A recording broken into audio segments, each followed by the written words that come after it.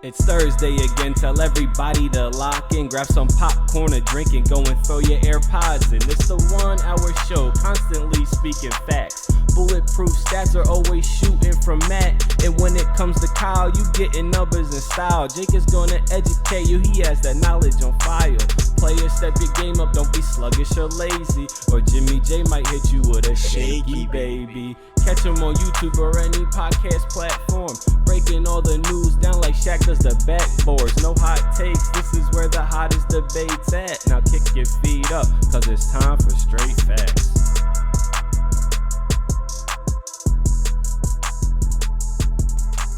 What's going on, y'all? Welcome back to Straight Facts, a sports show that educates and entertains. Y'all know who we are. I'm James Jackson. That's Kyle Seahawks. That's that Matt Robinson. No Jake Galley. He's on a little IR, 3-week IR a little bit. Podcast IR. That podcast IR. That's how we got to take some time off too, y'all. Man, this be taking a lot out of us. So rest up, my man Jake. We'll see him back in a couple of weeks. But we got to jump right into this thing, man, because not only is it's like the best time of the year for sports, y'all. Oh yeah. We got all four going on right now. I'm waiting for the first sports equinox day where we got all four running on the same day. Yep. But for that, we're gonna jump in a little bit of NFL and a lot of NBA for this podcast. But first, we're gonna go into the NFL first, really quick, just get that out of the way. But there's a lot of things that we got to talk about, and some teams are starting to fall off, man.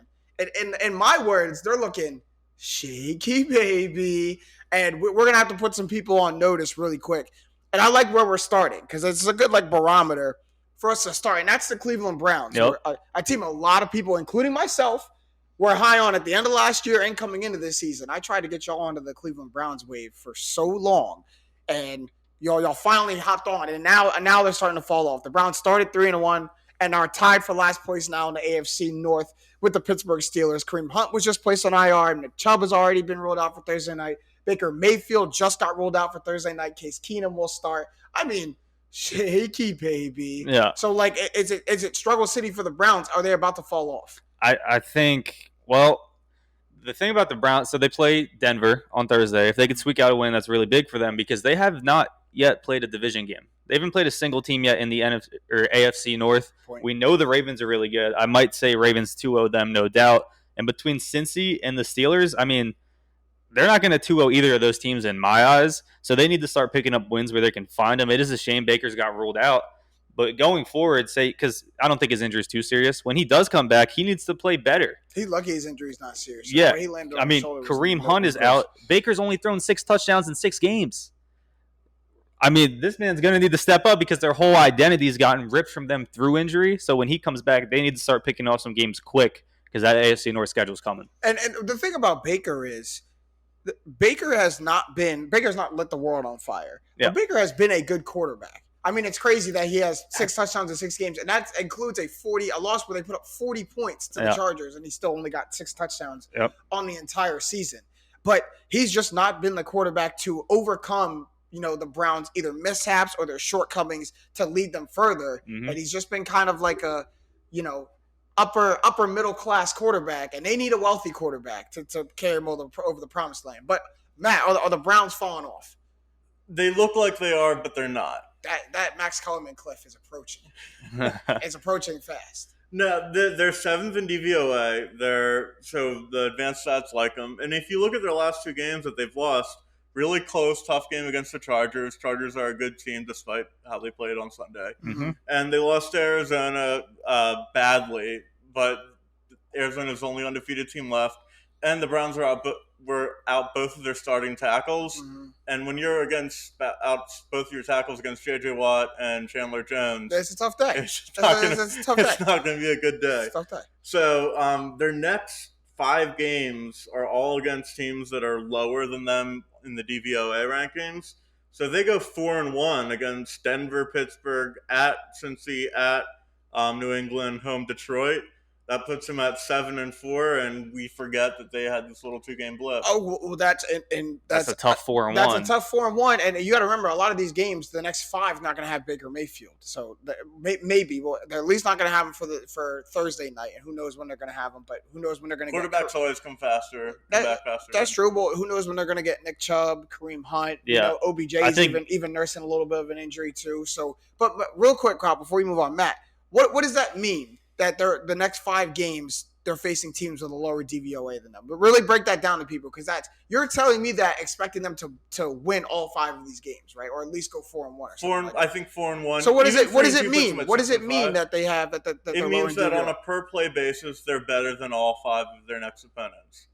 Meaning so they should dominate them on a down-to-down basis. It's not like they're playing like the worst teams in the league, except for Detroit. Hey, they get paid to play football too. Hey man.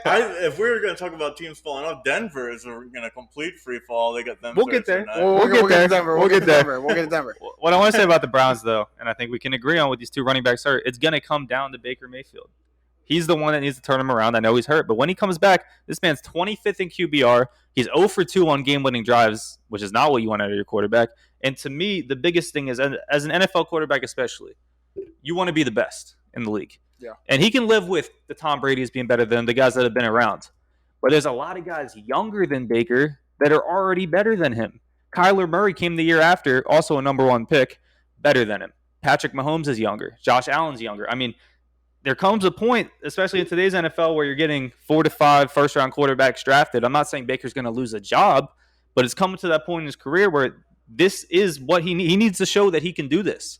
Right? Baker's looking like a Kirk Cousins. Yeah, it's tough. Like, he's good, that's tough. He's not like. It's too early. I feel like that's the second person that you've put a Kirk Cousins ceiling on. No, but to be fair, a Browns fan would die to get Kirk Cousins as the quarterback over the last 20 years. Yeah. And now they've got a decent quarterback, and they've got a decent team, and I think they'll finish with a decent 10-7-ish record. The Browns, to me, have a lot of players individually, like we look at all these players individually on paper who have a lot of talent. Mm-hmm. But I think what it comes down to is, does Baker Mayfield have the correct chemistry with his best players? Because if he's going to be the quarterback, if we're going to peg it on him to carry the Browns forward, does he have the right chemistry with an OBJ, with a Jarvis Landry, with all everybody up under that locker room? Do they have the belief in Baker to go forward? Does he have the chemistry to build that to actually win? Because you could have Baker Mayfield, a great quarterback. You can have OBJ and Jarvis Landry, great wide receivers. You can have great players. They got to gel and play well together. Jarvis has been hurt. That's true. But that's not what I'm seeing from the Browns. Yeah, I'm not worried about the chemistry, to be honest.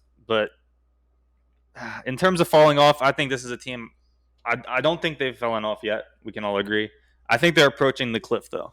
Some other teams we're going to get to, they fell off. Let me tell you about it. I really like the 4-1. 2 home games they win. At Cincy, at New England they split. Then they beat Detroit. I could see it, but I think that's very likely. That not is just likely. doable. They're banged up, and they're banged up, likely. and they've lost 2 straight games. I mean, there's caution flags here. Red flags all over the place. We'll move on, because the team who should be seeing all the red flags. Oh, you want to talk about a cliff? Oh, and if you need any further proof, you can go ahead onto my Instagram at the real Jimmy J and check out my last shaky baby, because I feature this team right here. That's the Seattle Seahawks, man. Oh. It's getting dangerous over there in Seattle. 2-4 so far this season, last place. And maybe the NFL's toughest division in the NFC West. You like that, huh? I like that, and I know you used it in the video. I didn't, which I'm actually. That actually sucks that I just thought about that, because I didn't use it in the video. Did you post that video? I haven't been on Instagram. I posted already. It's up, man. Or I would have edited it. You got to re-record that. But everyone, just please know that came off the top of the head just now. But Stat Matt, is it fall off time for the Seahawks? I picked them to win the NFC West to start the season. They're in major trouble. Do we give them any much of a pass that Russ is not there? By the way, in 6-7 seasons, the first game he's missed in his NFL career. First start he's missed. Russ is the thing that's kept the Seahawks afloat in the past 3 years. Absolutely been the lifeline. And now that he's gone, they're bad. He's going to miss the next 2 games at least. They're lucky that one of those games is Jacksonville at home. Mm-hmm. But the Saints, who I think are meh, I think they're a clear favorite to beat Seattle. I don't know what the line is, but it's Geno Smith versus Jameis Winston's a wash. But the Seahawks Jamal Adams has been such a bust and they don't have a first-round pick. They're in real trouble. And if you look at their upcoming schedule, even when Russ comes back at Green Bay, then they get Arizona. Then they have to play Arizona on the road later in the season. They have to play the Rams on the road later in the season. But that's just in time. But that's all stuff they knew coming into that's their division games. We knew going into the season. Yeah, but they already got 4 losses. That's 4 really tough games. That puts them at 8 if they can't win them. And then 9-8 doesn't make the playoffs in the NFC. And 9-8, 5-1 teams. 9-8 seems like a lofty expectation. Out of what we saw from Geno Smith, there's no way they should have been in that game at the end of the game. That was the Steelers being the Steelers and letting them hang around. Yeah. Geno Smith has a 34.7 QBR, and the only quarterbacks worse than that this year are Jared Goff, Davis Mills, Justin Fields, and Zach Wilson, and I'm giving Justin Fields a pass on that. So really, 3 rookies and Jared Goff, whose own coach said he needs to play. You know better. what I mean? So like we're in terrible company right now. I don't see it getting much better until Russ gets back. Who are they beating? No, it's tough. So the one thing you can give the Seahawks is they are playing tough this season. They're just not winning games. I mean, 2 overtime losses, and they've only scored 9 less points than they've allowed. But at the end of the day, you're 2-4, and you just mentioned Geno Smith, who is 5 times the downgrade of Russell Wilson. And your starting running backs hurt, even though Alex Collins looks very serviceable. But Geno Smith, he came in, he got that 98-yard drive, 10 for 11 passing. We were like, whoa, Geno Smith can actually maybe do something. And then he has a week to prepare, to think about that he's going to be a starting quarterback. And now he's Geno Smith again. He can't get it done. He can't throw the ball downfield. That's what we've seen so far. And he has Tyler Lockett, a deep threat. He's got DK Metcalf that can run good routes and get open 10 to 15 yards down the field. And it's not happening. His yards per attempt are 6.9. And this is a very important stat because the only people with worse yards in attempt than Geno Smith this season are 9 and 30 in starts. It's looking down for Geno Smith. So and Russell Wilson led the league in yards per attempt. Right. So this is a huge downgrade, as we know, but even deeper on the stats. I mean, it's tough to see a scenario where Geno Smith can do anything with this team, maybe squeak out 1 win before Russ comes back, but they're praying in Seattle that Russ comes back quick. I love that because that's against all that Seattle Seahawks live for and live by.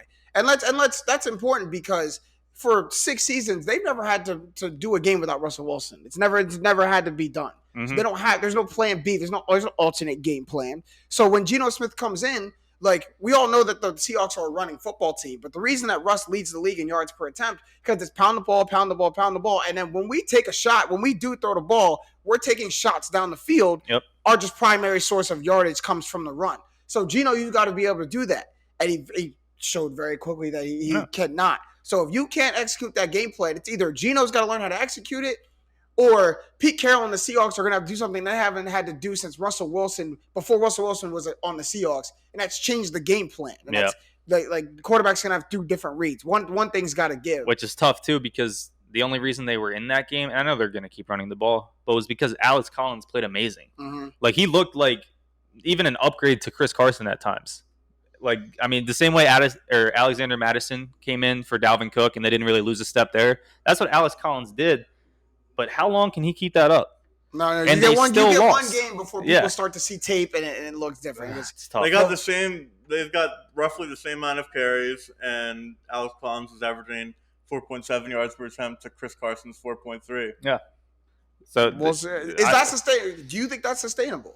I'm a big you fooled me once if you're Alex Collins. I think running backs don't matter that much unless you're like Derrick Henry. At the end of the day, so it's about the blocking scheme and whether you follow the game plan. So I think Collins. It's 2 fresh legs, so you just go with whoever's fresh. I think Collins can have good games if he's in your fantasy league still. If he didn't get picked up, which he probably did this week in every league, pick him up.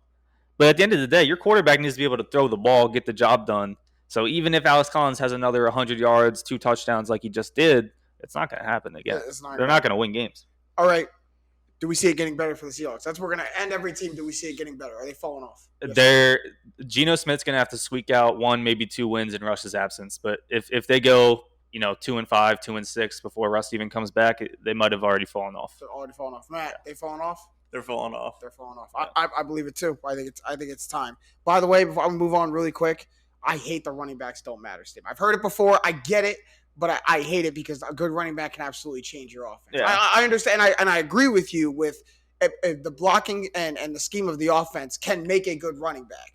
I think that. But I think a good running back can absolutely make an offense. All you have to do, if you ask the average layman, who's more important to the Titans, Ryan Tannehill or Derrick Henry, everyone would say Derrick Henry. Mm-hmm. But who's making more money? Tannehill by a lot. Yeah, that's tough. I mean, no one's arguing that a quarterback doesn't matter more than a running back. Absolutely not. But But like a running back is mediocre- They matter. Matt's take is that in terms of I know, yeah. individuals at their position, the individual skill isn't as important at that position as it is others. And I 100%. I agree. I 100% get what he's saying. I was a running back when I played football.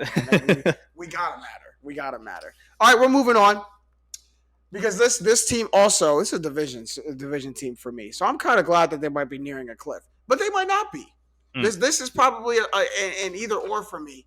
The Carolina Panthers from 3-0 to 3-3. That's not good. You never want to do that. Darnold is now bad again. He fooled us the first 3 weeks. He now back. He fooled me. He's now back to Sam Darnold. Christian McCaffrey hasn't played since week 3. He's set to miss even more time. It's again looking spooky for the Carolina Panthers. So Kyle, are they falling off? Is it time? So the Browns, I said we're nearing the cliff. Mm-hmm. I said the Seahawks, Geno Smith's going to have to squeak off a game or two. They're hanging off the edge of the cliff. The Carolina Panthers have fallen off the cliff. Yeah, they're falling. It's done. To me, You think it's done? You think it's done? I think they're done. Yeah. Wow. And can they, fight for a 7th wild card? Maybe. But they're not winning their division. Buccaneers have that locked up. Mm-hmm. I think they're done. I think they fell off the cliff. Man, is it straight like that? I was about to agree, and then I looked at their schedule. Oh my God, it's easy. It's so Giants, Falcons, Patriots, Cardinals. That's a loss. Then Washington, Patriots is a loss Miami, and then Atlanta. I'm not going to pencil the Patriots as a loss. Patriots is a loss. Where's the game? That's at home. But the thing about the Panthers is that they're bad. Right. So they could be next 1, 2, 3, 4, 5, 6, 7 games. They go 4-3 over those 7 games. They'll fool everyone into thinking they're mediocre because that'll put them at 7-6, and then they'll lose out because then they got Buffalo, Tampa, New Orleans, Tampa. So yeah, no. The end of the year is absolutely. So if they haven't fallen off by the end of the year, reason why that's I know fall the off. Panthers are bad is because the Eagles beat the Panthers in Carolina when the Eagles were bad in that game. Mm-hmm. The Eagles played poorly against Carolina on the road, and they still managed to win. So when a bad team like the Eagles beats you at home when they play like they're crap, then you're not good. So they're going to fool people again because they got an easy run. People are going to say, oh, maybe the Panthers are frisky. Don't buy into it. The last 3 games have shown them who they really are, which is they're a bad football team. You guys really escorted them to the cliff, huh? You guys were the start of them getting to the cliff. They were never really good. I think this is important, though. I think their defense starting to slip. I think it's no coincidence to their team being bad. Like I think when a quarterback like Sam Darnold needs as much help as he can get, and if my defense is holding teams, getting me extra possessions, getting me short fields, I think Sam Darnold starts looking like a really good quarterback. You start having him on the field for long. You start, not giving him long fields and giving him deficits and having him to kind of air the ball out. Then we start to see the Sam Darnold that we've seen on the Jets and for years to come. So I think it's no coincidence that as their defense starts to go, as their defense starts to slip, we go from a 3-0 Carolina team to a 3-3 team, and then now their offense looks bad. Only averaging 317 yards of total offense in the last 3 games. It's just not. It's the fourth. It's not there. It's the 4th worst in the league. Yeah, that's tough. 25th in DVOA for Carolina. That's tough. How did this happen so fast? And I don't think people are talking about this enough. That Carolina or people just don't care. They were number 1 in people just don't DVOA. care. They were number 1 in DVOA after they were 3-0.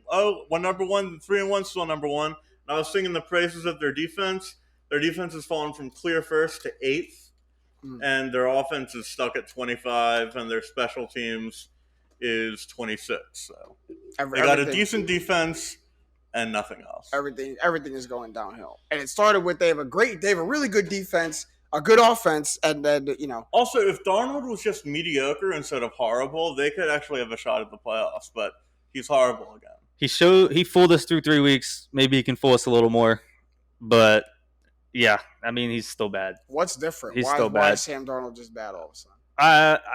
We forgot that 2 of his first 3 games were against the Jets and the Texans. It's also and it was also the first 3 games, right? The first 3 games of any NFL season, you could catch some teams, right? You could play better, you could have a different game plan because no one's prepared for that. But once you get on film for 4 weeks, 5 weeks, 6 weeks, everything comes back to normal. The universe restores itself in the NFL deeper in the season because teams have seen you now, right? So I think you can catch a team the first couple of weeks, and the Carolina Panthers did, and they fooled all of us. It also shows how integral Christian McCaffrey is to their offense. Yes. That's what I was. 3-0 with him, 3-0 without him. It's simple. Or 0-3 without him. Last one, we're going to move really quickly through this one. The Denver Broncos also from 3-0 to 3-3. The 3 teams they beat had a worse record. The 3 teams they lost to had a better record. That should really tell you exactly who the Denver Broncos are, a middling of the pack team. But are they falling off? I don't think there was anything to fall off for the Denver Broncos. I think 3-0 just happened to be like a good for you start, and they're just regressing to the mean now. This isn't a fall off. This is just where they should be. Bro, I said they were a playoff team going into the. Yeah, I said they were getting that last wild card. So yeah. I think. Also, you said 3 teams with the worst record they won. 3 teams with the same or better they lost. I think so. They're what right. They're do. They're right where they should be. Right. They're in the 500 territory. They'll probably stay around there. I don't think they're gonna fall off, completely. Right. Because I mean, you still have worse teams on your schedule. Right. You still have no one's hurt. Right. You still have the same. Guys going off. So I think the Broncos can still find wins because they've been playing competitive games, right? Besides last week against Vegas, where, they scored some late points, didn't really matter, though. They've been pretty competitive. I think they could still get some wins. Them losing to Vegas at home after all the turmoil Vegas had during the week and losing their coach, I know it's a big rivalry game, but you can't lose that game against a team that's completely in disarray and expect to be considered a contender. I think I disagree. I think the Vegas guys use that as fuel. I think a lot of those guys came out the ball. How do you focus on like a game plan and stuff like that? Yeah, that's where coaching comes in. No, from the Broncos they side, had a full that's a week, game that happened last Monday. From the Broncos side, that's a game I gotta win. We're still too close to that. That's a game where you can't overcome your locker room turmoil on our expense. You and can't do that. The 3 teams we said 3-0 against bad teams, 0-3 against good teams. I don't think the Steelers or the Raiders are good. I think they're both mediocre at best. I don't think the Raiders Baltimore's really only the good team. I think they're a below average football team who got a favorable schedule to start the season. I think the Steelers are good. So not falling off for the Broncos. No, they're not good. He doesn't like them. Is fake. They're falling off. So there's nothing to fall off. I don't think they're falling off. I think So you don't think they're falling off? No. I think the Panthers 3-0 is fake. I think the Broncos, they're right where they should be, and they can make a move soon. They're not gonna only win 20% of their games from here on out. They're not that bad of a team. They're gonna be competitive. They're gonna win games. 7-10. That's probably where I got them. That's 4 I want to say 7 there's a better shot of them going 10-7 than 7-10, but I really don't believe it. You can't. But I think 9-8 is where I see them. We might have to settle there. We're gonna move on, y'all, because it's an exciting day.